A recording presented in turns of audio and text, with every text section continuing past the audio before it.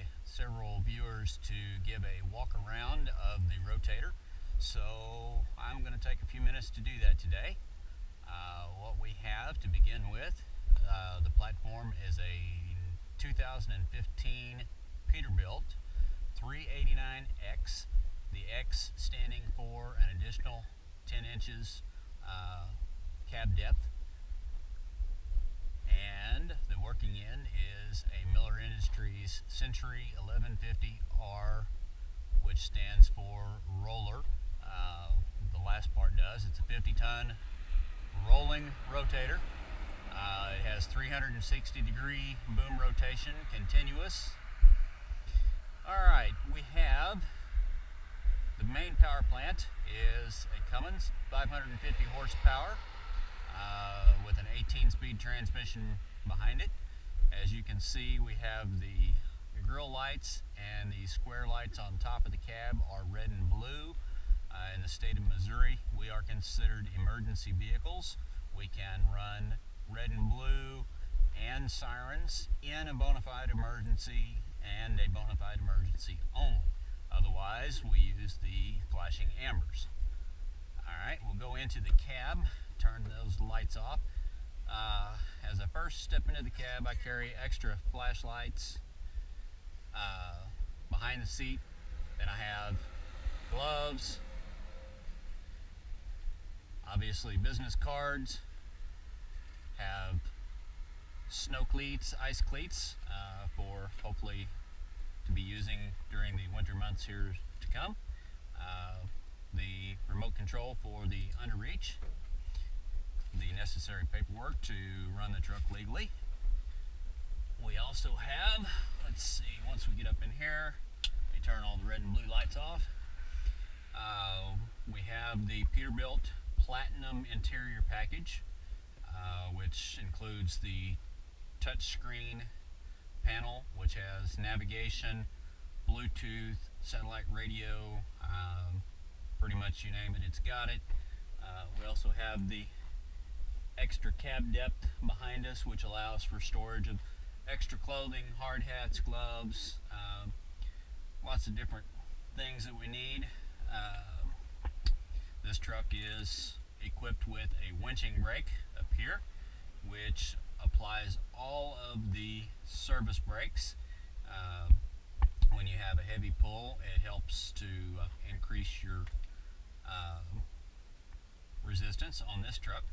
It also has a very nice feature of full locking differentials, so the two main drive axles, I can make all 8 tires spin at the same time. A normal locking differential, you have one set of rear duals and a set of front duals that turn, but you don't have all 4 sets of duals turning. With this truck, you can make all 4 sets of duals spin at the same time, which is very, very handy. I have not had to put chains on this truck yet in the winter months. Not saying that I won't ever have to, but as of yet I have not. Alright, now we'll go on down to the working end. Up top we have storage for the 2 spreader bar tubes. This is the main tunnel box. As you can see here, I keep my road cones. I'll move those so we can see a little bit better inside here.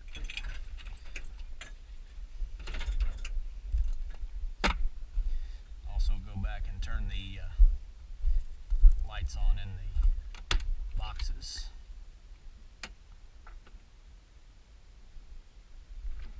There we go. Make it a little better to see inside. Alright, in this box we have all of the attachments for the underreach. Also have our air coils, several sets of air coils, longer air hoses if needed. Have a personnel lift harness and safety rope.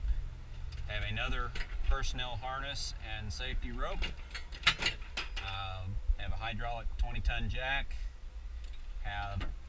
Actually have 2 of these. I'll show you better on the other side, but we have a 1/2 inch overhead rated E-Dog, which is a dual chain 15-foot length adjustable lifting device. Back here we have a heavy swivel assembly where you can pick up heavy equipment, coils. It's also good for load transfers on flatbeds. If you're going from one flatbed to the other, you can lift and be able to turn even heavy loads very easily. Back behind it we have pallet grabber and a material grabber. Then you have the various attachments for the wheel lift. This item right here is for the front outriggers. You attach this into the front outriggers for a heavy side business call. As I was saying, this item right here is the attachment for the front outriggers. It helps anchor for a heavy side pull. We have various types and sizes of utility rope. Lots of bungee cords, different types of shovels, brooms, flat shovels, spade shovels, pickaxe, hand axes, pry bars, hand saws, small hand axes, pike pole, pushing pole, traffic paddle, and up on the top of the tunnel box we have various wood blocks and cribbing, and you can see the one of the fire extinguishers, pair of rubber boots, and some of the slings, which I'll get to here later. Also have a wire rope choker cable that we use for moving logs and timbers and other materials out of the way. Alright, moving on, we have in this box, we have oil dry in nice convenient 5-gallon buckets, reusable. We also have the gas powered cutoff saw. Moving back here, this is where I keep most of my hand tools and power tools. I have wrenches, sockets, battery powered 1/2-inch drive impact wrench, sledgehammer, foam mat for laying on, a creeper, flashlights, extra flashlights and batteries, heavy duty respirator, and a lot of these, which are 6-foot self-retracting straps. Those are very, very handy, so you don't have the tag ends laying out. I love those. Okay, moving on. This box we have in the very back, we have the wireless light bar. We have here baking soda, which is good for neutralizing battery acid. We have bar and chain oil for the chainsaw, which is on the opposite side. Hard to see here, but we have real thick aluminum angle pieces that we use for protecting our straps and spreading the load out when we do heavy lifts or working rollovers.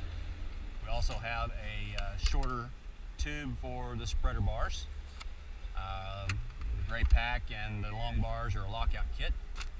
Also have a lot of PPE, have rubber gloves for petroleum products, have disposable rubber gloves, safety goggles, bloodborne pathogen and chemical splash disposable suits, dust masks, of course hand wipes, bug spray and wasp and hornet killer, and a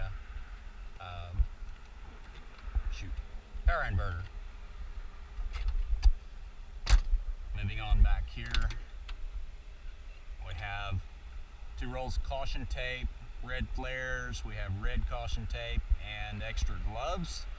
We have our 12 by 26 foot recovery straps and 12 by 20 foot recovery straps, and hidden back here we have a whole lot of 2-inch ratchet straps, good for holding wrecks together after we picked them up. A lot of times they don't like to come back together in one piece. Alright, now we're moving on to the driver's side main control station with the Raptor controls. These right here are the underlift controls, the emergency stop, which kills the entire truck. touchpad screen, which if any of you have watched my videos, you've seen those in action. You have control multiple functions from the screen. The Raptor controls, you have multi-function, multi-axis joysticks for the boom functions, and then you have the turret winches and drag winches in the center, which are just toggles up and down. We have the 5-winch 1150R. The main boom winches are both 50,000 pound capacity. We have the 2 turret winches, which are rated at 22,000 pound capacity. And then we have the drag winch, which is also a 50,000 pound capacity winch. I mentioned the roller section. The whole turret and boom assembly rolls inside the bed and will come back against the drag winch. It travels 60 inches or 5 feet, which allows us a lot more reach. It also allows for direct parallel movement with the truck when you're working off the side, which I cannot tell you the advantages of that. That is just phenomenal. Never dreamed that we would use that option so much, but we do. Right here we have the transmitter for the wireless light bar, have the breakaway chains, we have the rear outriggers with the flip down cleats, we have the additional D-ring package, which has the cleat D-rings on the cleats on the bottom of the outriggers, additional D-rings on the back. Here's the drag winch. We have the SDU4 under reach and the wheel lift attachment for that. Boom light, deck lights. And then we'll come over here to the passenger side control station, identical to the driver's side control station with the Raptor controls here. In this box we have the docking station with the Raptor wireless remote control. Keep the chainsaw, some lighter duty lifting straps, and the wheel lift scoops, and the shackles for the 12-inch recovery straps. Also, I failed to mention on the other side, there is actually 4 sets of ratings charts. The ones on the rear door are for when the boom and turret assembly is rolled to the back of the truck. This is working off the side, this is working off of the rear. This set is with the boom rolled all the way forward. Again, working off the side and working off the rear. Alright, we have the pre-mixed gas can for both the chainsaw and the gas-powered cutoff saw. We have different size clevises, shackles, master links, extra safety pins, and all of the various, like there's the mini cluster hooks for cars, and all the various tow pins for Volvo, Freightliner, International, Kenworth, PACCAR, and we have the container hooks as well in this box. We have some hidden back in there, some lighter duty wheel straps for lifting and pulling on light duty vehicles. So we do get calls to use this behemoth on light duty vehicles. In this we have the really heavy wheel lift. This is almost a 2-man operation to lift the wheel lift, so I don't use it that often. It is very functional, but it is heavy and hard to handle with one person. I carry extra load binders, collision wrap, tarps, and extra mud flat pieces. I'll show you the mud flat pieces up here again in a second. In this next door we have more mud flat pieces. Those are good for various things, protecting your straps, your chains, over any sharp objects, any corners that they may have to go over. always good to keep extra cutoffs of mud flaps or even whole mud flaps. Have a couple of different wheel chocks, gray tape, numerous uses for gray tape, extra snatch blocks, various sizes on the snatch blocks, various ratings. We have these little chains, which are of my own design. I coated those. We use those for wrapping through wheels and other items to lift and pull. And finally, in this box, we have, again on the top side, we have the timbers and outrigger, or timbers and cribbing. You can see that we've taken old serpentine belts and made handles out of them. Makes it very, very easy to grab and maneuver with those. You can see the other end of my pry bars and broom handles and everything. All I did here was basically took 4x4 vinyl post material and trimmed it down to meet the space that I have. Put 3M tape, double-sided tape, and stuck them all together, and it made nice little pockets to slide all of the hand tools in.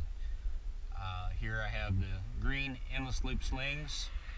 Have a timber grabber. Here's a better view of the E-Dog that I was talking about, the overhead rated E-Dog, 15-inch legs on it. Also have different length pull handles. These are the end caps for the spreader bars. They are serial numbered to match the spreader bars. We have the endless loop slings, which I keep the tag end of one of the slings out of each bag for quick identification, and I keep them sorted by size. Also, I went to a local sporting goods store and bought sporting good mesh bags so that all of my bags are color coded to match my straps. This one I know by quick glance. I have my 8-foot straps, red endless loop slings in there. Next would be my 12-footers, and then we purchased some additional 20-footers. They'll all be in this rear compartment. In this compartment, I have my 12-foot blue endless loop slings, a 16-foot next, and then the yellow endless loop slings on the opposite side. I very rarely use the yellows, so I tuck them back away because I don't use them that often. What I didn't show you on the other side, you can get a better picture of here. This piece here is an ice cleat for the rear outriggers. You actually set it underneath the rear outriggers in snow and ice, and you can see the little teeth that help bite into snow and ice better. And up here is very high dollar, but very well worth it. The Miller chain carousel. It unlocks and spins so that you can grab your chains. Whenever we got the truck, I took a lot of time to go through and sort out the chains and label each. There's an inner ring and an outer ring. All of my lighter duty chains, tie down chains and such, are on the inside. Transport chains. All of my overhead lifting chains, my heavier duty chains commonly used, are out here on the outer ring for easy accessibility. I also have, I'm a fairly short person, so I have a step ladder so that when I have this thing raised up on the outriggers, I can reach some of the controls and some of the boxes, which are kind of hard to reach when you're a short person. Alright, put this back. Over here have a ratings chart for your chains, the cables, your shackles, and your straps. It's a quick reference guide just so you can do the math. All of the straps have the ratings on them. The clevises have the ratings on them. The chains all have the ratings on them, but again, it still has a ratings chart there for you. The blue hooks are all grade 100 overhead rated lifting chains. The red are transport chains only. They are not to be used for overhead lifting. That, ladies and gentlemen, is about it, with the exception of the suspension. Up front we have the 20,000 pound steering axle with the 425 tires on it. Here we have the self-steering lift axle, which also has the 425 tires on it. Back here is as I mentioned earlier, the full locking rear differentials. This is a heavy 54,000 pound capacity suspension on the rear, not including the 20,000 pound lift axle. Just the two drive axles is 54,000 pound capacity plus the 20,000 pound lift axle. So that, ladies and gentlemen, is an overview and walk around of the Rotator. I hope you have enjoyed this. Please stay safe, and for my sake and the sake of my family and others in my industry, please slow down and move over. Thank you very much.